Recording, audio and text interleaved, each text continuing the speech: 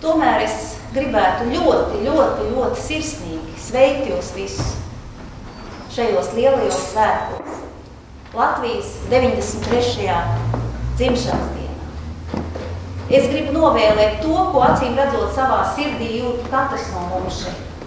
Es gribu novēlēt, lai mūsu Latvija turpina būt neatkarīga, lai tā kļūst patiesi brīva, lai mēs piedzīvojam neapšaubām uzplaukumu.